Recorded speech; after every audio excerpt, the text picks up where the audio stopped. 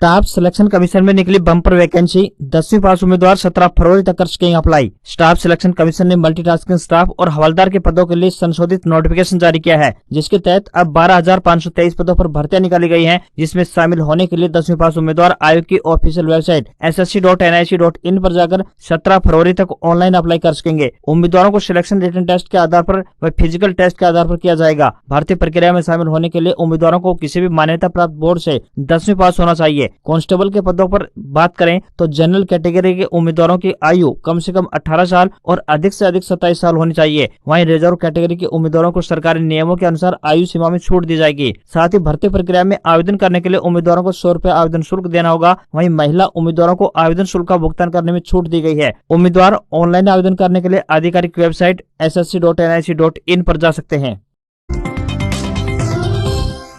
विवाह सगुन योजना का पोर्टल खुला, पिछले साल वंचित रहे पात्र कर सकते हैं आवेदन। मुख्यमंत्री विवाह सगुन योजना के लिए जो आवेदक गत वर्ष जुलाई और अगस्त महीने में ऑनलाइन आवेदन नहीं कर पाए थे, वे फरवरी और मार्च महीने में आवेदन कर सकते हैं। दादरी के जिला कल्याण अधिकारी देवेंद्र सिंह ने जानकारी देते हुए बताया कि साल 2022 के दौरान जुलाई व अगस्त महीने में विवाह सगुन योजना का पोर्टल शादी ईतिजा तकनीकी कारणों से बंद रहा था। इस दौरान जिन दंपतियों का विवाह मई और जून माह में हुआ था, वे जुलाई व अगस्त महीने में इस योजना के लिए आवेदन करने से वंचित रह गए थे। जिला कल्याण विभाग ने उनको एक बार फिर से आवेदन करने का अवसर दिया है। पिछले साल मई और जून महीने में जिन युवाओं की शादी हुई थी और जो अपने विवाह का पंजीकरण करवा चुके हैं, वे इस साल फरवरी एवं मार्च महीने में आवेदन कर सकते हैं। इस योजना में विधवा महिला, अनुसूचित वर्ग, बीपीएल परिवारों के पात्र बेटे की शादी होने के बाद सरकार की सगुन की राशि का लाभ ले सकते हैं। इसमें 31,000 रूपए से लेकर 71,000 रूपए तक की राशि प्रदान की जाएगी।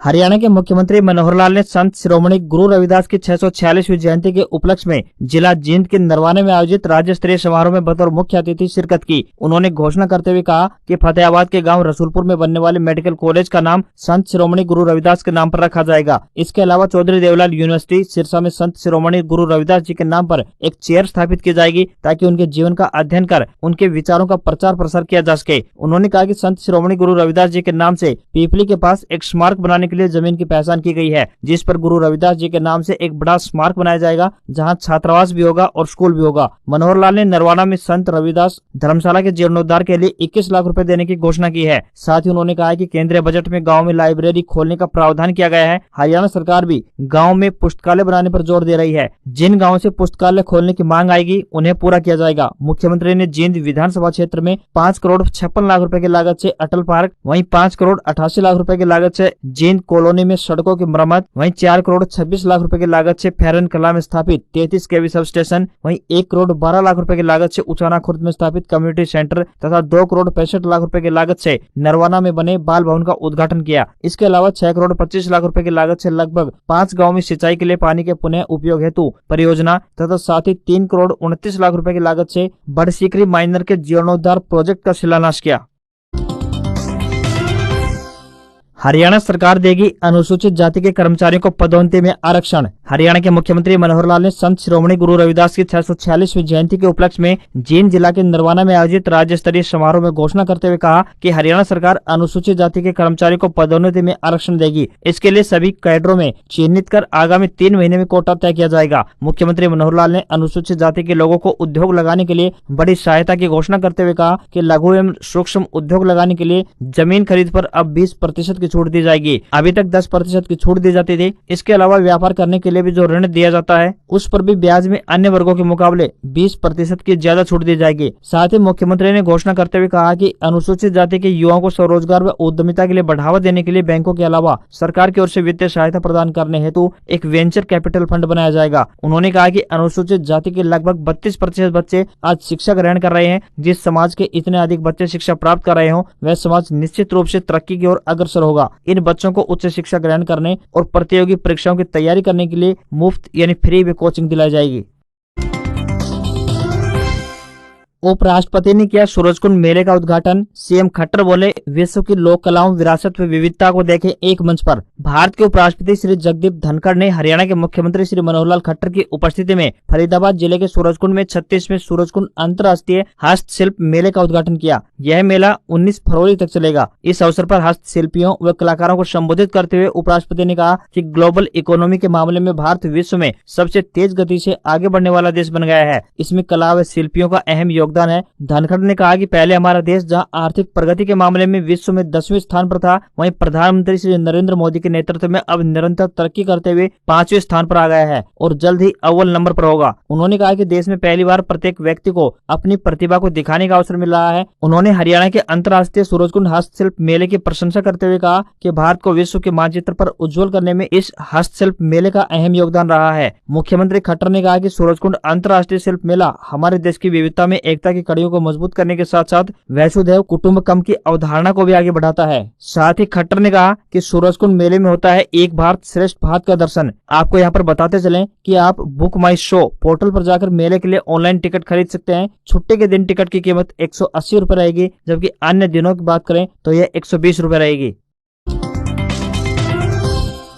हरियाणा विद्यालय शिक्षा बोर्ड अध्यक्ष डॉक्टर वीपी यादव व सचिव कृष्ण कुमार ने शुक्रवार को जारी प्रेस वक्तव्य में बताया कि सेकेंडरी एवं सीनियर सेकेंडरी यानी शैक्षिक व मुक्त विद्यालय परीक्षाओं की तिथि पत्र में बदलाव किया गया है। बोर्ड अध्यक्ष ने बताया कि सीनियर सेकेंडरी शैक्षिक व मुक्त विद्यालय की 14 मार्च को होने वाली राजनीतिक विज्ञान विषय की परीक्षा 13 मार्च को और 13 मार्च को होने वाली सैनिक विज्ञान, नृत्य, मनोविज्ञान एवं संस्कृत व्याकरण भाग 1 केवल गुरुकुल व संस्कृत विद्यापीठों के लिए, आर्ट्स पद्धति व गुरुकुल व परंपरागत संस्कृत विद्यापीठ विषयों की परीक्षा 14 मार्च को संचालित करवाई जाएगी। सेकेंडरी यानी शैक्षिक व मुक्त विद्यालय की 13 मार्च को होने वाली गणित विषय की परीक्षा 14 मार्च को संचालित होगी। उन्होंने बताया कि संशोधित तिथि पत्र बोर्ड की वेबसाइट www.bses.org.in पर अपलोड कर दिया गया है। ज्ञातव्य है कि सेकेंडरी कक्षा की वार्षिक परीक्षाएं 27 फरवरी से प्रारंभ होकर 25 मार्च तक और सीनियर सेकेंडरी की वार्षिक परीक्षाएं 27 फरवरी से प्रारंभ होकर 28 मार्च 2023 तक संचालित करवाई जाएंगी। शेष परीक्षाओं की तिथियां जैसी थी वैसी ही रहेंगी।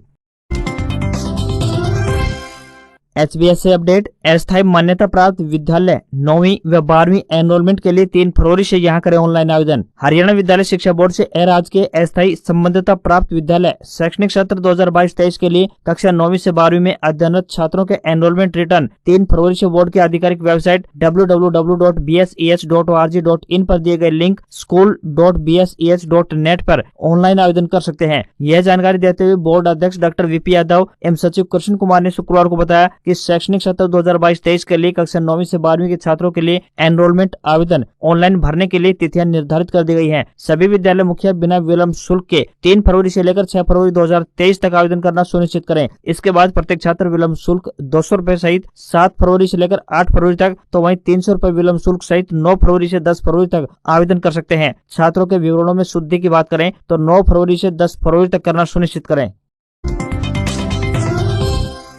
अभय सिंह चौटाला बोले, केंद्र सरकार ने किसानों से जुड़ी चीजों की सब्सिडी में भयंकर कटौती कर किसान विरोधी होने का दिया परिचय। इनेलो के प्रधान महासचिव एवं इलाहाबाद के विधायक अभय सिंह चौटाला ने कहा है कि केंद्र की भाजपा सरकार ने साल 2023-24 के लिए पेश किए गए बजट में किसानों से जुड़ी सभी चीजों की सब्सिडी में भयंकर रूप से कटौती की है। फर्टिलाइजर, फूड और पेट्रोलियम जो किसानों से संबंधित है, इनकी सब्सिडी में कटौती करके भाजपा सरकार ने किसान विरोधी होने का परिचय दे दिया है। अभय सिंह चौटाला ने बताया कि 2023-24 में fertilizer subsidy 22%, food subsidy budget में 32% घटा दिया है। वहीं खेती की बात करें तो खेती के लिए जो डीजल किसान उपयोग करता है, उस पेट्रोलियम की सब्सिडी बजट में 34% घटा दिया है। उन्होंने कहा कि आने वाले समय में सब्सिडी कम होने के कारण खाद के दाम बढ़ जाएंगे, जिससे फसल की लागत और ज्यादा हो जाएगी। अभय सिंह चौटाला ने कहा कि किसानों की आय 2022 तक दोगुनी करने का दम भरने वाली भाजपा सरकार अभी तक किसानों की आय को दोगुनी नहीं कर पाई है, अपितु खेती की लागत को दोगुनी करने में सफल रही है। वहीं भाजपा सरकार बड़े उद्योगपतियों के लिए बजट बना रही है। अभय चौटाला ने आगे बताया कि बड़े शर्म की बात है कि भाजपा ने 8 साल के कार्यकाल में बड़े उद्योगपतियों को 10,70,000 करोड़ से ऊपर का कर्जा माफ कर दिया है, लेकिन किसान आज भी अपनी फसलों के उचित दामों के लिए एमएसपी की मांग कर रहा है, जिसकी बजट में पूरी तरह से अनदेखी की गई है। अभय सिंह चौटाला ने कहा कि भाजपा ने सत्ता में आने से पहले किसानों से स्वामीनाथन रिपोर्ट लागू करने का वायदा किया था, जिसे आज तक लागू नहीं किया गया है।